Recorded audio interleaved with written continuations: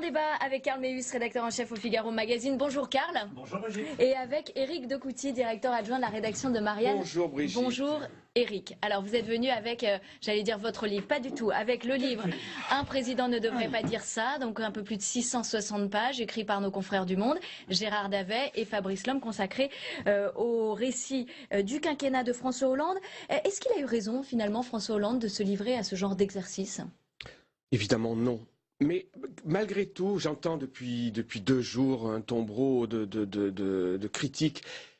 Reprenons l'histoire dès le début. Moi, je trouve qu'il le décide, si j'en crois. Moi, je ne l'ai pas tout lu, le livre encore, mais je l'ai commencé, il fait 600 pages, et je ne suis pas sûr d'aller au bout. Je vais faire l'effort.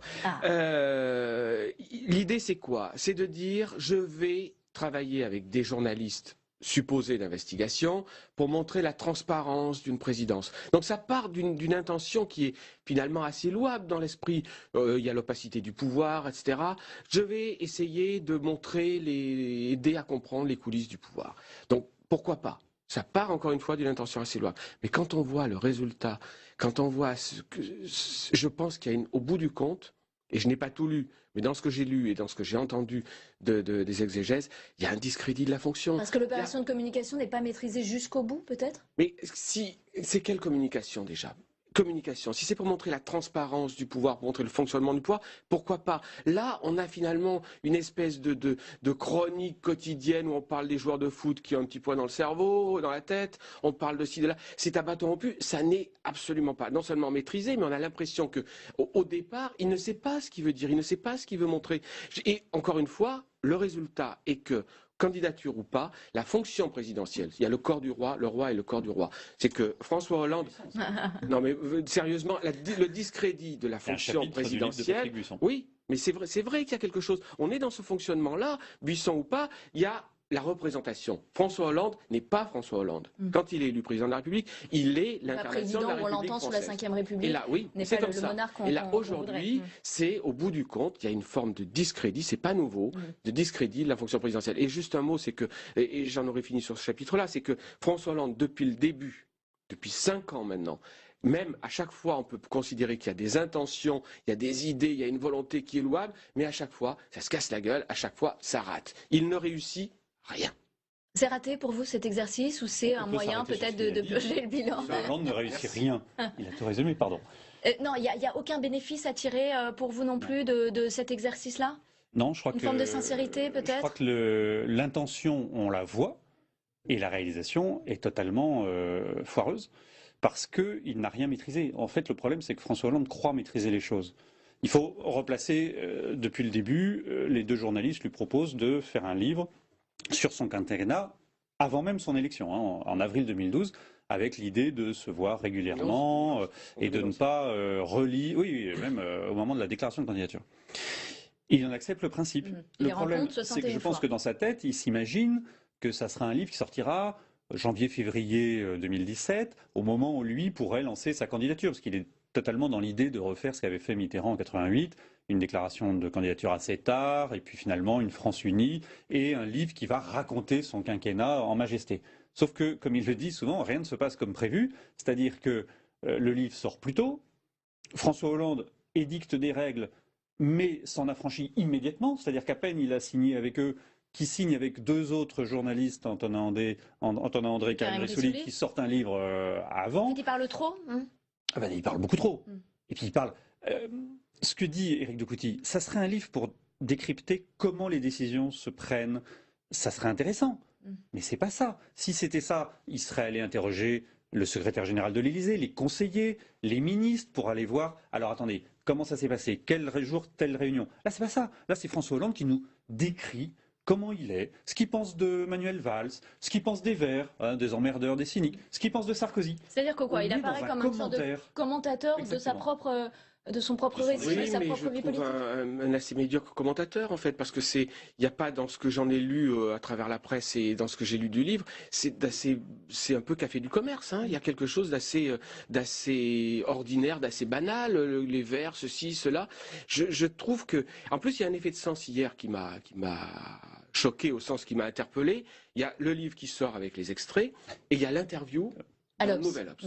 Quand Dans on lit l'Obs. l'interview dans l'Obs, très formaté, et il y a un décalage entre les deux propos, avec un qui est totalement inaudible, personne ne retient de ce qu'il a dit à l'Obs, c'est-à-dire il n'a pas dit grand-chose, et puis la succession de petites phrases dans le... Donc on voit bien, il y a finalement une vacuité dans le discours, dans le propos politique de François. C'est très intéressant parce qu'au fond, on peut faire le parallèle avec le livre de Patrick Buisson sur Nicolas Sarkozy. Pourquoi ces livres nous fascinent et sont passionnants? C'est parce que des journalistes et un ancien conseiller de président ont capté une vérité des hommes. Et c'est une vérité que ces hommes cherchent à cacher dans leurs paroles publiques. Parce qu'on se rend compte que ce qui est dit dans ce livre, au fond, quand François Hollande dit ouais, y a trop d'immigrés quand même en France, il ne l'a jamais dit publiquement. Il y a un problème avec l'islam. Il dit l'inverse publiquement. Et donc, au fond, c'est ça qui est passionnant parce qu'en fait, c'est ce qu'il pense. Parce qu'il n'imagine pas, évidemment, quand il le dit, que ça va être reproduit comme ça. Parce qu'il essaye, après, de dire, au fait, les propos, je pourrais corriger. Et il n'a pas vraiment mené de politique pour aller dans ce sens-là non plus. Non. Et alors après, on a des propos... juste un exemple. Remaniement ministériel en mars-avril 2014, où c'est Emmanuel Valls qui est nommé à la place de Jean-Marc Ayrault. Ils font parler Emmanuel Valls, mais c'est hallucinant. Manuel Valls qui dit le dimanche soir, j'ai appelé François Hollande pour lui dire bon maintenant tu annonces ma nomination. Ah oui tu crois que je vais le faire ça? Oui tu fais ça. Et après il dit aux journalistes bah, François Hollande ça marche si on lui met le couteau sous la gorge.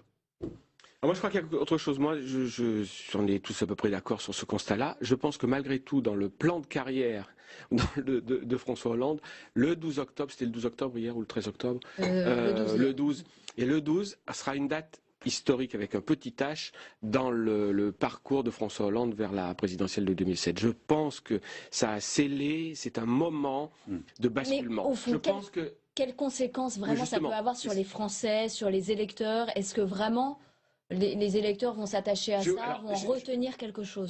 Ça ne vaut pas grand-chose, mais je prends un taxi hier soir, il allume la radio, 21h, il me dit on discute, qu'est-ce que vous faites? Vous êtes journaliste? Il écoute le truc et il me dit mais c'est quoi cette histoire? C'est vrai ce qu'il a dit? Je lui dis oui, c'est vrai, c'est tout ce qui est là est vrai. Il me dit non mais c'est pathétique, il a que ça à faire. Et c'était, je pense que l'essentiel des gens, c'est à part ceux qui sont convaincus avant toute chose, je pense que pour les gens, il y a une lassitude, il y a une espèce de ras-le-bol. Et puis encore une fois, dire mais le mot c'est pathétique. Et je crois que le mot c'est pathétique et je crois que les gens vont retenir, même ceux qui peuvent avoir de la sympathie à l'égard de François Hollande, je crois que c'est ça qui retient. Alors il y a les idées, il y a la déchéance de nationalité, il y a l'islam, l'immigration, il y a aussi les femmes du président. Est-ce qu'il faut parler de sa vie privée quand on est un chef de l'État? Est-ce qu'il faut l'exposer comme lui l'aura fait tout au long de ce quinquennat? Encore un exemple, François Hollande édicte une règle. La vie privée reste dans le domaine privé. Il le dit après l'histoire du tweet de Valérie Trierweiler. Donc je ne parlerai plus de ma vie privée. Et qu'est-ce qu'on voit? À Davet et à l'homme, il parle de sa vie privée. Il parle de ses femmes. Je ne peux pas croire qu'il ait oublié à quelque moment que ce soit que chaque fois qu'il les rencontrait, c'était pour un livre. Il le savait. C'était des conditions qui avaient été fixées. Et on peut faire confiance à David Hollande pour le lui rappeler. Ce qu'il y a, c'est que habilement, les deux journalistes l'ont sorti du contexte de l'Élysée. En le recevant à dîner. Qu'ils l'ont reçu à dîner. C'est une erreur. Voilà. Non, mais moi, pour reprendre ce que dit François Fillon, vous imaginez le général de Gaulle aller dîner avec deux journalistes qui préparent un livre sur lui? Non, enfin, il y a un moment, il faut... Non, mais moi, je trouve ça, cette histoire de dîner, il y en a eu 7 ou 8, je crois. Enfin, 8 dîners, a priori, c'est ça.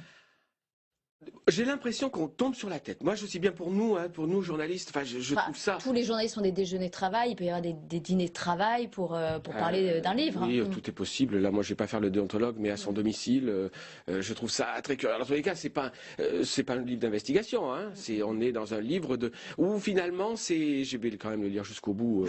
Mais il faut, oui, bien sûr, c'est la chronique de la vie quotidienne de François Hollande en son palais, et en ses amours, en ses petites réflexions, en son admiration, son amour pour le football, etc. Voilà, cet épisode de la vie privée, il a aussi une conséquence, c'est ce fameux terme cendant, puisque ça a fait réagir aussi Valérie Trierweiler via un tweet.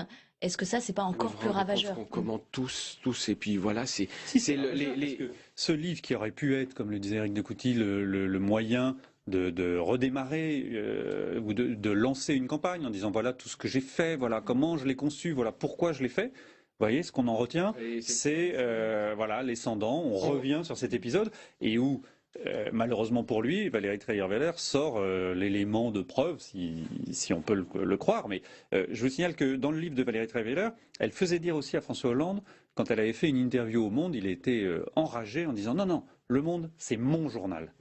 Ah oui, on retient les cendants, les commentaires de football, voilà ce qu'on retient. Je pense, encore une fois, les juges. Il dit sur les juges, c'est encore une fois, on en reparlera, Brigitte, sans doute ici. Je pense que ce moment-là, pour François Hollande, quand Karl disait il comptait avancer, lancer sa campagne, je pense qu'il a reculé de 50 cases pour pas dire. Donc on retiendra la date du 12 octobre, comme vous nous le disiez au début. Merci Éric de Couty, directeur adjoint de la rédaction de Marianne. Merci Carl Meüls, rédacteur en chef au Figaro Magazine. Vous restez un petit peu, mais si on va parler économie, tout de suite, faut-il sauver les chantiers navals d'STX à Saint-Nazaire? Je pense qu'il y a au bout du compte, et je n'ai pas tout lu, mais dans ce que j'ai lu et dans ce que j'ai entendu des exégèses, il y a un discrédit de la fonction. Parce que l'opération de communication n'est pas maîtrisée jusqu'au bout, peut-être? Mais c'est quelle communication déjà? Communication, si c'est pour montrer la transparence du pouvoir, pour montrer le fonctionnement du pouvoir, pourquoi pas? Là, on a finalement une espèce de chronique quotidienne où on parle des joueurs de foot qui ont un petit poids dans le cerveau, dans la tête, on parle de ci, de là. C'est à bâton rompu, ça n'est absolument pas, non seulement maîtrisé, mais on a l'impression que au départ, il ne sait pas ce qu'il veut dire, il ne sait pas ce qu'il veut montrer. Et encore une fois, le résultat est que, candidature ou pas, la fonction présidentielle, il y a le corps du roi, le roi est le corps du roi. C'est que François Hollande, non mais sérieusement, le discrédit de la fonction présidentielle. Est-ce qu'il a eu raison finalement, François Hollande, de se livrer à ce genre d'exercice? Évidemment non. Mais malgré tout, j'entends depuis 2 jours un tombereau de critiques. Reprenons l'histoire dès le début. Moi, je trouve qu'il le décide, si j'en crois. Moi, je ne l'ai pas tout lu, le livre encore, mais je l'ai commencé, il fait 600 pages, et je ne suis pas sûr d'aller au bout. Je vais faire l'effort. L'idée, c'est quoi? C'est de dire, je vais travailler avec des journalistes supposés d'investigation pour montrer la transparence d'une présidence. Donc ça part d'une intention qui est finalement assez louable dans l'esprit. Il y a l'opacité du pouvoir, etc. Je vais essayer de montrer, aider à comprendre les coulisses du pouvoir. Donc, pourquoi pas? Ça part encore une fois d'une intention assez louable. Mais quand on voit le résultat, quand on voit... On en débat avec Carl Meüls, rédacteur en chef au Figaro Magazine. Bonjour Carl. Bonjour Brigitte. Et avec Éric de Couty, directeur adjoint de la rédaction de Marianne. Bonjour Brigitte. Bonjour Éric. Alors vous êtes venu avec, j'allais dire votre livre, pas du tout, avec le livre Un président ne devrait pas dire ça, donc un peu plus de 660 pages, écrit par nos confrères du Monde, Gérard Davet et Fabrice Lhomme, consacré au récit du quinquennat de François Hollande.